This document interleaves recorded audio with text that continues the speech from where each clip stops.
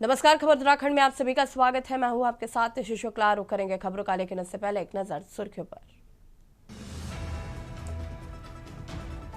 Uttarakhand cabinet बैठक में आए 10 प्रस्ताव। अभियोजन विभाग के नए ढांचे को दी गई मंजूरी। 86 पद हुए स्वीकृत। कैबिनेट बैठक में सहायक अभियोजन अधिकारी के 46 अतिरिक्त पदों के सृजन को मंजूरी। राज्य के दुकानों और संस्थानों में महिला कर्मचारी अब रात 9 से 6 बजे तक ही कर सकेंगी शिफ्ट। पौड़ी में जला अधिवेशन की तैयारी शुरू। बैठक के साथ शुरू हुई तैयारियां। दिवंगत आत्माओं को दी गई श्रद्धांजलि। राज्य आंदोलनकारी व पूर्व जिलाध्यक्ष को दी गई श्रद्धांजलि। देहरादून में संविधान दिवस पर कांग्रेस मुख्यालय में कार्यक्रम। संविधान निर्माताओं के योगदान को किया गया याद। डॉक्टर भीमराव अम्बेडकर के चित्र पर पुष्प अर्पित कर श्रद्धांजलि दी गई। हरिद्वार में मंत्री दिवाकर भट्ट का निधन। राजकीय सम्मान के साथ हुआ अंतिम संस्कार। खड़खड़ी शमशान घाट पर उमड़ा जनसैलाब। चारधाम यात्रा ने बनाया नया रिकॉर्ड। पिछले साल से लगभग 4.5 लाख श्रद्धालुओं ने किया था दर्शन। इस वर्ष श्रद्धालुओं का आंकड़ा पहुंचा 51 लाख से पार। आप देख रहे हैं के न्यूज, खबरों का सारथी। रामनगर में बुधवार को जिला विकास प्राधिकरण के अधिकारियों के उत्पीड़न के खिलाफ विकासखंड के पंचायत प्रतिनिधियों ने तहसील परिसर में 1 दिवसीय धरना एवं उपवास कार्यक्रम रखते हुए जिला विकास प्राधिकरण एवं प्रदेश सरकार के खिलाफ जमकर नारेबाजी की। धरना स्थल पर मौजूद ब्लॉक प्रमुख मंजू नेगी ने कहा कि प्राधिकरण के नाम पर अधिकारी जनता को लूटने का काम कर रहा है। उन्होंने कहा कि महंगाई चरम सीमा पर है, तो वही लोग कर्ज लेकर मकान बना रहे, तो प्राधिकरण के अधिकारी नक्शा पास करने के नाम पर अवैध वसूली कर रहे हैं, जिसे सहन नहीं किया जाएगा। तो वहीं जेएस ब्लॉक प्रमुख संजय नेगी ने कहा कि लगातार सरकार के इशारे पर प्राधिकरण के अधिकारी गरीब जनता को परेशान कर उन पीड़न कर रहे हैं। उन्होंने कहा कि रामनगर में प्राधिकरण का एक लूट का अड्डा खुल गया और कहा कि मामले में सांसद लूनी एवं रामनगर विधायक पूरी तरह मौन साधे हुए।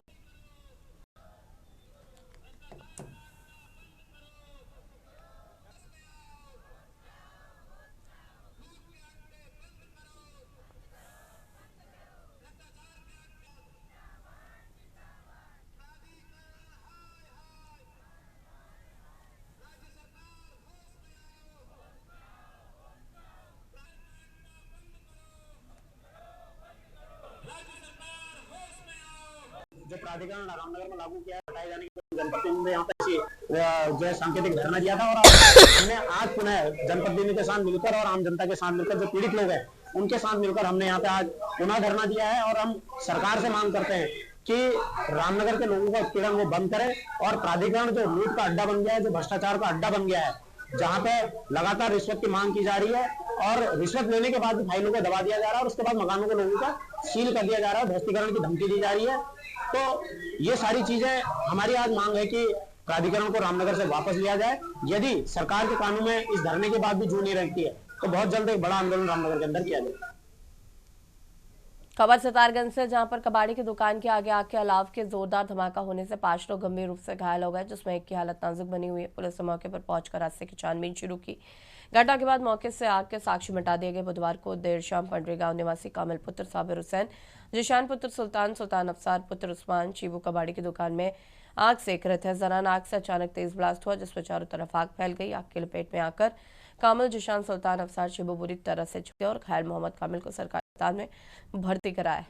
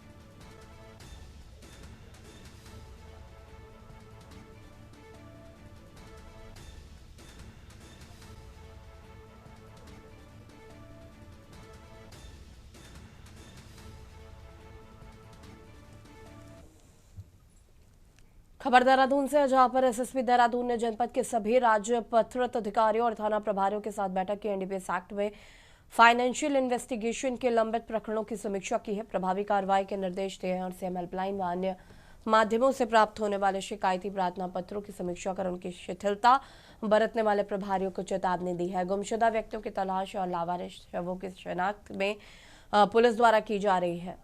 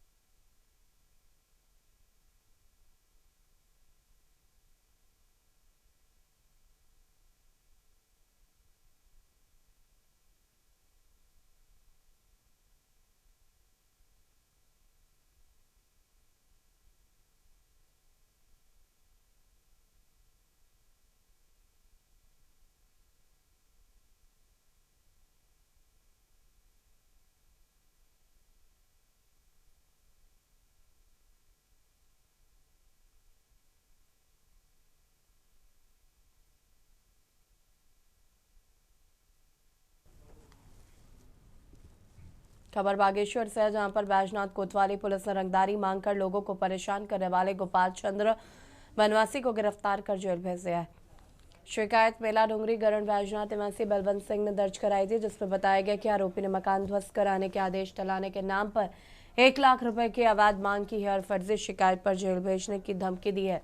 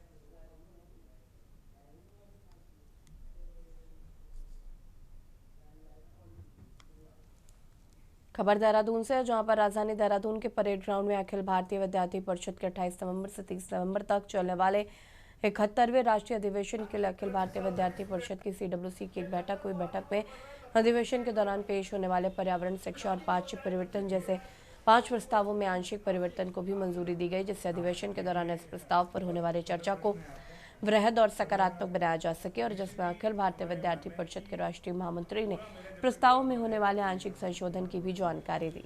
पढ़ने की और सीखने की कोई सीमा नहीं होती। आज आप पत्रकारिता कर रहे हैं, आज हम सीमा तो तय होना, एक 60 साल का 50 साल का स्टूडेंट है भाई, कोई क्राइटेरिया तो आप लोग तय करेंगे ना भाई, 25 साल तक स्टूडेंट रह पाएगा, ये जब तक वो आजीवन पढ़ रहा है तब तक स्टूडेंट रहेगा, शादी भी हो जाए, बच्चे भी हो जाए, तो भी वो स्टूडेंट है। हर चीज आपसे हाँ, देखिए बहुत सुंदर प्रश्न है आपका, पर निश्चित ही हमारे मानना है कि पूरा मेरा जब तक जवाब न हो जाए, आप प्लीज इंटरनोट करिएगा कि पढ़ने की और सीखने की कोई सीमा नहीं होती। आज आप पत्रकारिता कर रहे हैं, आज हम सीमा तो तय होना, एक 60 साल का 50 साल का स्टूडेंट है भाई, कोई क्राइटेरिया तो आप लोग तय करेंगे ना भाई, 25 साल तक स्टूडेंट रह पाएगा, ये जब तक वो आजीवन पढ़ रहा है तब तक स्टूडेंट रहेगा। आज हम सबके ध्यान में परिषद का केंद्रीय कार्य समिति बैठक इधर शुरू हुआ है दीप प्रज्वलन से।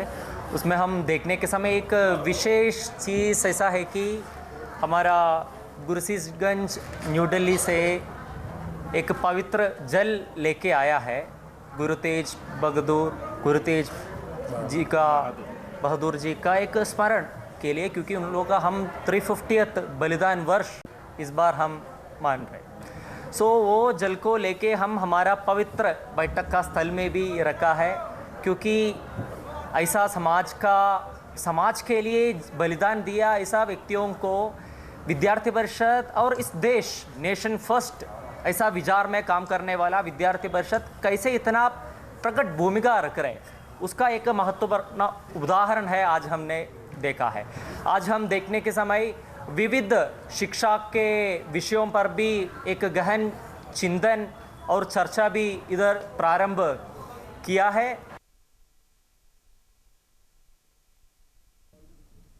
खबर देहरादून से है, जहां पर आमजन की सुरक्षा को सुनिश्चित करने के उद्देश्य से SSP देहरादून के निर्देशों पर दून पुलिस द्वारा पूरे जनपद में लगातार सघन चेकिंग अभियान चलाया जा रहा है। देर रात्रि को नगर और ग्रामीण क्षेत्रों में सभी क्षेत्राधिकारियों के नेतृत्व में पुलिस टीमों ने सीमावर्ती चेक पोस्टों व आंतरिक मार्गों पर वाहनों और व्यक्तियों की कड़ी जांच की। अभियान के दौरान बाहरी राज्यों में आने वाले व्यक्तियों से पूछताछ कर उनका सत्यापन किया गया। रात में संदिग्ध रूप से घूमने वालों को थाने लाकर पूछताछ की गई और आवश्यक कार्रवाई अमल में लाई गई है।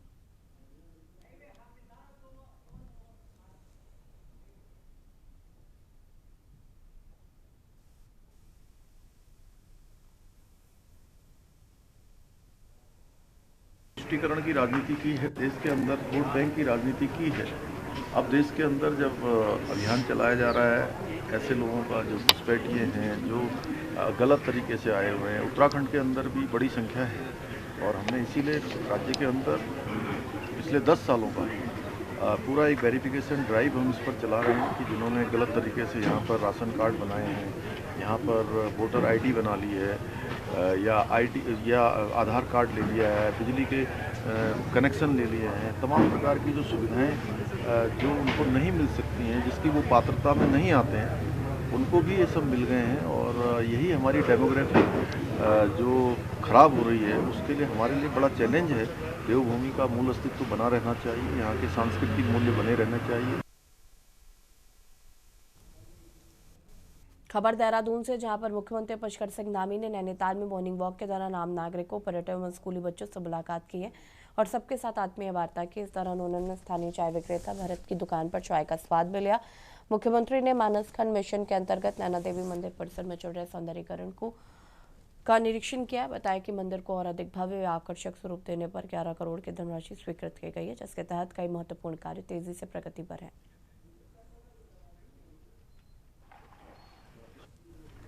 तुष्टीकरण की राजनीति है देश के अंदर, वोट बैंक की राजनीति की है।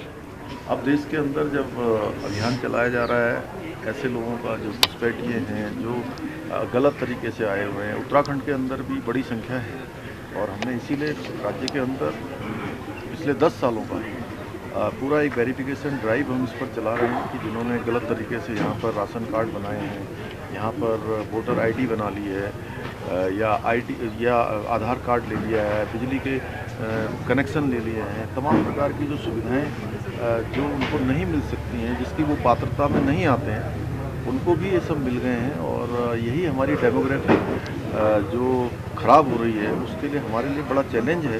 देवभूमि का मूल अस्तित्व बना रहना चाहिए, यहाँ के सांस्कृतिक मूल्य बने रहने चाहिए। और यहाँ रुकेंगे छोटे से ब्रेक के लिए, जल हाजिर होता है। आप देख रहे हैं के न्यूज़, खबरों का ब्रेक के बाद एक बार फिर से आप सभी का स्वागत है। खबर देहरादून से है, जहां पर संविधान दिवस के अवसर पर अभियोजन विभाग उत्तराखंड ने पुलिस लाइन देहरादून सभागार में कार्यक्रम का आयोजन किया, जिसमें मुख्य अतिथि के रूप में मुख्यमंत्री पुष्कर सिंह धामी तथा विशेष अतिथि सचिव गृह शैलेश बगौली, डीजीपी दीपक सेठ, निदेशक अभियोजन एपी अंशुमन और विधायक विनोद चमोले उपस्थित रहे। कार्यक्रम का शुभारंभ मुख्यमंत्री द्वारा दीप प्रज्वलन और संविधान दिवस की शपथ दिलाकर किया गया।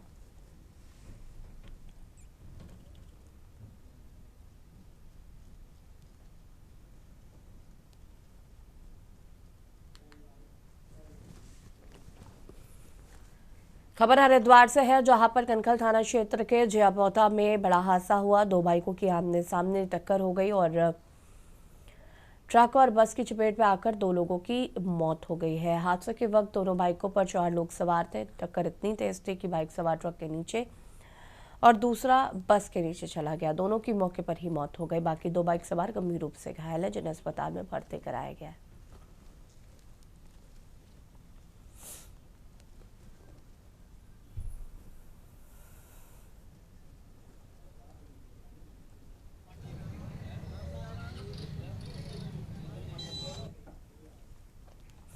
उत्तराखंड में लंबे समय से मानव वन्यजीव संघर्ष लगातार देखने को मिल रहा है। खाने की तलाश में खौफनाक जानवर रिहायशी इलाकों का रुख कर रहे हैं और ये बेहद ही चिंता का विषय है। ये एक ऐसी समस्या है जो उत्तराखंड के जीवन, जीविका और समाज को सीधे तौर पर प्रभावित करती है। उत्तराखंड के गांव में रहने वाले लोग तेंदुए और भालू के आतंक की वजह से अपने गांव तक छोड़कर शहरी इलाकों में बसने के लिए मजबूर है।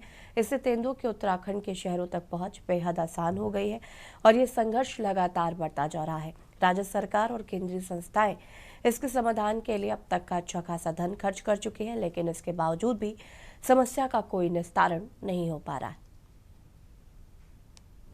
साल 2025 में रुद्रप्रयाग जिले के भीतर गुलदार के हमलों में 4 लोगों की मौत हुई, जबकि 12 लोगों को गुलदार ने घायल किया। इसी तरह इस साल अभी तक भालू के हमले से 14 लोग घायल हो चुके हैं। साल 2022 से अभी तक के आंकड़ों पर गौर करें तो जंगली जानवरों के हमले में सबसे अधिक लोगों की मौत और घायल जिले में इसी साल 2025 में हुए हैं। इन दिनों भी अलग अलग क्षेत्रों में गुलदार और भालू का आतंक बना हुआ है। पौड़ी क्षेत्र के ग्रामीण क्षेत्र में गुलदार के बढ़ते आतंक के खिलाफ आक्रोशित ग्रामीणों ने आज भी पौड़ी श्रीनगर राष्ट्रीय राजमार्ग के गडोले से डांडरी लिंक मोटरमार्ग तिराहे पर धरना प्रदर्शन किया और सरकार और वन विभाग के खिलाफ जमकर नारेबाजी की। इस दौरान ग्रामीणों ने क्षेत्र में बढ़ती गुलदार की घटनाओं और उसके आतंक के खिलाफ आक्रोश जताया है और क्षेत्र में आतंक का पर्याय बने गुलदार को मारने की मांग की है। वहीं प्रदेश में हो रही मानव वन्यजीव संघर्ष की घटनाओं को लेकर मुख्यमंत्री ने कहा कि सरकार के लिए चुनौती है, लेकिन जिन लोगों के साथ ये घटनाएं सामने आई हैं, इसको लेकर सरकार संवेदनशीलता से काम कर रही है। इस मामले में हाई लेवल बैठक भी की जा चुकी है। मानव वन्यजीव संघर्ष में जिन लोगों की मौत हो जाती है, उन्हें 4 लाख दी जाने वाली धनराशि को 10 लाख किया गया है। जो लोग घायल होंगे उनके स्वास्थ्य की देखरेख करने के लिए प्रदेश सरकार प्रतिबद्ध है और निःशुल्क में उन्हें उपचार दिया जाएगा। बता दें कि प्रदेश में लगातार मानव वन्यजीव घटनाएं सामने आ रही हैं, जिससे पहाड़ से लेकर मैदान तक कई लोग परेशान हैं। पहाड़ों ने भालू व गुलदार का हमला आए दिन हो रहा है, वहीं मैदान में हाथियों का आतंक बढ़ता ही जा रहा है। इसी से आक्रोशित होकर राजधानी देहरादून में वन मुख्यालय में प्रदेश अध्यक्ष कांग्रेस गणेश गोदियाल के नेतृत्व में कांग्रेस जनों ने घेराव किया। वन मुख्यालय में धरने पर बैठे साथ सरकार और विभाग की लापरवाही के खिलाफ जमकर विरोध प्रदर्शन भी किया है। वहीं आज हुए धामी कैबिनेट के फैसले पर भी वन्यजीव संघर्ष में घायलों को मुफ्त इलाज के साथ मृत्यु होने पर धनराशि 6 लाख से बढ़ाकर 10 लाख कर दी गई है। देखिए, इसके लिए वन विभाग समेत मुख्य सचिव और सारे लोगों के साथ हमने यहाँ बैठक करी है। ये वास्तव में बहुत हमारे लिए चुनौती भी है और बहुत जिन लोगों को भालू ने हमला किया है उनके लिए सरकार उनके साथ खड़ी है। और हमने कहा है कि जहाँ मानव वन्यजीव संघर्ष में जो धनराशि पहले 4 लाख रुपए दी जाती थी, हमने उसको 10 लाख रुपए किया है। इसके साथ ही जिनको भी ऐसे हमले का शिकार होना पड़ा है उन सभी के समुचित स्वास्थ्य के लिए, उनकी पूरी देखरेख के लिए और उनके जितना भी जो भी उसमें धनराशि खर्च होगी वो सरकार के द्वारा वहन की जाएगी। वन्यजीव मानव वन्यजीव संघर्ष में जब किसी की दुखद मृत्यु होती थी तो 6 लाख रुपए दिए जाते थे, अभी इसको बढ़ा करके 10 लाख कर दिया गया। और घायलों का जैसा कि माननीय मुख्यमंत्री जी ने अभी परसों ही आपने देखा होगा प्रेस नोट भी जारी हुआ था, उन्होंने कहा कि उसका पूरा खर्च जो है राज्य सरकार उठाएगी। आज 24 तारीख को 22 नवंबर का लेटर ये आज 24 तारीख को धरना स्थल पर वन विभाग के रेंजर द्वारा दिया गया, एसडीओ द्वारा दिया गया और इसमें भी स्पष्ट नहीं है, ये लिख रहे हैं कि जो कोटी से और ढांडरी की जो दूरी हवाई रेंज है वो 3.8 किलोमीटर है। अब आप लगाइए कि 2 तरह के इन्होंने आदेश किए हैं। कोटी में इन्होंने मारने का आदेश किया है, ढंडरी में ये टेंगोलाइज करने के आदेश दिए हैं। अब ये पहले तो ये स्पष्ट करें कि बाघ एक ही है कि अलग अलग है। वही बाघ यहाँ पर भी है जिसने कोटी में आक्रमण किया है, जिसको महिला को मारा है, वही बाघ क्या ढंडरी में भी है? तो इसका हवाला क्यों दिया है इन्होंने कोटी का? उत्तराखंड के चाहे पहाड़ी जिले हों चाहे मैदानी जिलों में अलग अलग तरीके से जंगली पशुओं का मानव जीवन को क्षति पहुंचाना लगातार बदस्तूर जारी है। जो संपत्तियां हैं, लोगों की निजी संपत्तियां, उनको नुकसान पहुंचाना बदस्तूर जारी है। मैदानी जिलों में हाथियों के द्वारा, नीलगायों के द्वारा और पहाड़ी जिलों में बाघ, भालू और जंगली बंदर, इनके द्वारा तमाम लोगों का जीवन दूभर हो रखा है। कल रात की घटना है कि कोठी गांव में, पौड़ी गढ़वाल के कोठी गांव में एक महिला की बाघ ने हत्या कर दी। इससे पहले पौड़ी गढ़वाल में ही बीरों खाल और ढाईजुली जैसी जगहों पर सैकड़ों पशुओं को भालुओं ने निवाला बना दिया। उत्तराखंड में इन दिनों मानव वन्य जीव संघर्ष एक बड़ा मुद्दा बन गया है, क्योंकि आए दिन कहीं न कहीं से गुलदार, भालू, बाघ, हाथी समेत अन्य वन्य जीवों के हमले की घटनाएं लगातार सामने आ रही हैं, जिसमें कई लोग घायल हो चुके हैं तो वहीं कुछ लोग जान भी गंवा चुके हैं। जंगली जानवरों के हमले को लेकर आम लोगों के बढ़ते आक्रोश के बीच राजनीतिक दलों ने भी इस पर बहस तेज कर दी है। इधर वन्य जीवों को लेकर कांग्रेस खुद की टास्क फोर्स ग्रामीण स्तर पर बनाने का विचार कर रही है। उधर बीजेपी वन्य जीवों पर कांग्रेस के सड़क पर उतरने को राजनीति बता रही है।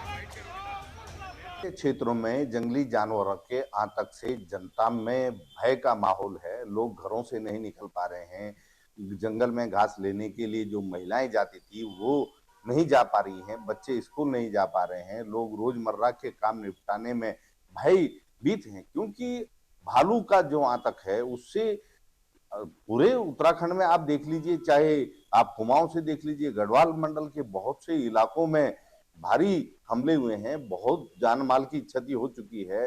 बाघ का हमला है। इसी तरीके से जंगली सुअरों के आतंक से फसलें चौपट हो रही हैं।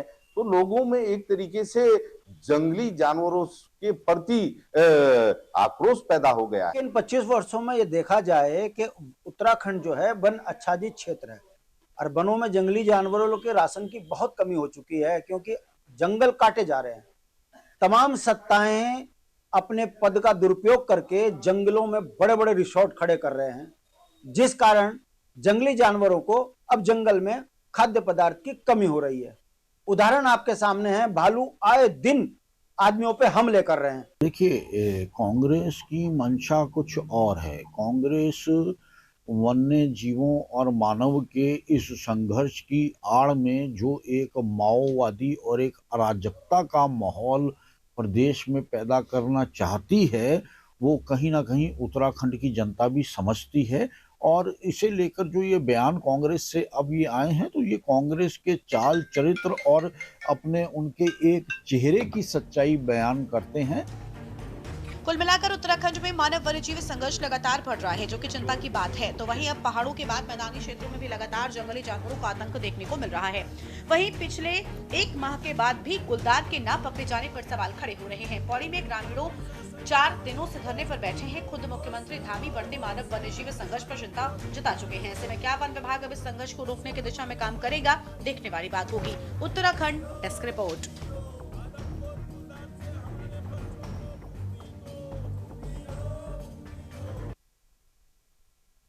और खबर उत्तराखंड में फिलहाल आता है। देखते रहिए न्यूज़ इंडिया। नमस्कार। आप देख रहे हैं के न्यूज़, खबरों का सार।